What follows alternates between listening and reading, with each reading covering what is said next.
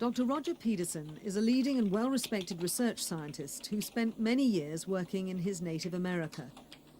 But he left his home and prestigious post in California for a position at Cambridge University, because Britain will allow him to do things that the United States will not. Dr Pedersen is an expert on embryo stem cells, probably the most controversial health issue either side of the Atlantic, dividing the political, medical, religious and legal establishments. His work could lead to amazing breakthroughs. Heart cells made from stem cells would be injected actually into your heart, and they would take up residence there and help the function of your heart. And this kind of work is already going on with embryonic stem cells in the mouse. So we have reason to think that it would work in the human.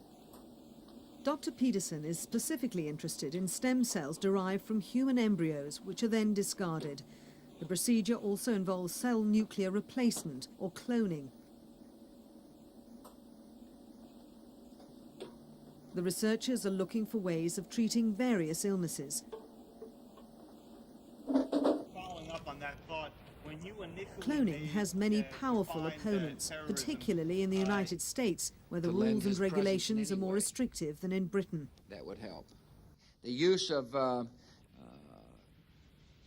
embryos to clone is wrong. We should not, as a society, grow life to destroy it. And that's exactly what's taking place. And I have made that position very clear. I haven't changed my mind, and this evidence today that they're trying to achieve that objective, to grow an embryo in order to extract a stem cell in order for that embryo to die, is bad public policy. Not only that, it's morally wrong in my opinion. Dr Pedersen contrasts Bush's attitude to that of the late President Kennedy when he said an American would land on the moon within 10 years. Stem cell research could contribute to human health in exactly that same way in the next 10 years.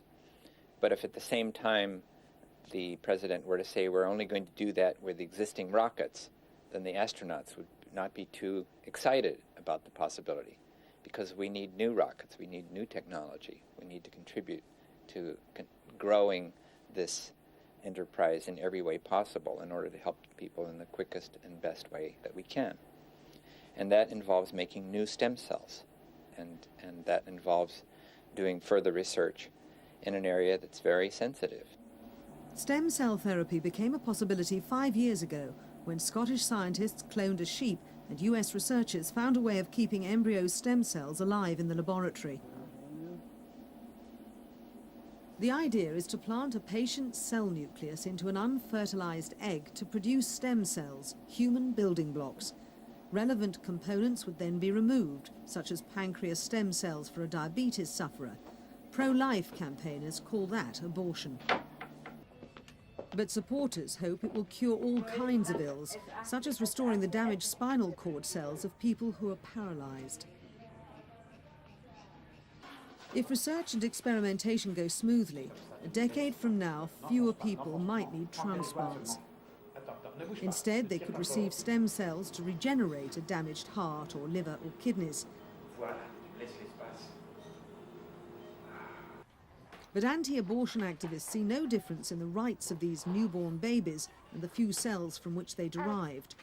In Britain, a pro-life political party fought the last general election as part of efforts to tighten the law.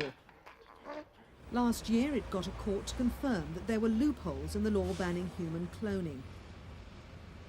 But their victory was overturned on appeal, and the government quickly changed the legislation. Given the advances in research, campaigners see their task as more urgent than ever. We are just a bunch of cells. We're not attached to anyone else. The question is, does the embryo have a moral status?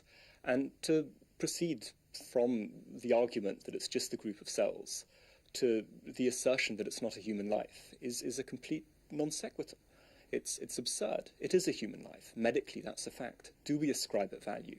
If we do, if we recognize that it's a human person, then of course we're not allowed to kill that person, even in order to save other lives. And this is the limit, the minimum limit which we've got to recognize. Opponents argue that the embryos used are neither conscious nor wanted by the donors, often being those discarded after in vitro fertilization. Instead, they see them as potential cures for the worst ailments disabling mankind. When I see an embryo, I see a hollow ball of cells that are so microscopic they can only be visible under the microscope. I see a beautiful structure that is in its own right a precious object, but it by no means is a person. Dr Pedersen's team at Cambridge University is currently focusing on the pancreas and associated diseases like diabetes by separating islet cells, which are insulin producers. They want to discover whether stem cells derived from embryos could repair defective islet cells, which could then return to the natural production of insulin. Opponents say stem cells taken from other sources, such as adults, are just as useful. But researchers argue that adult cells are more prone to rejection.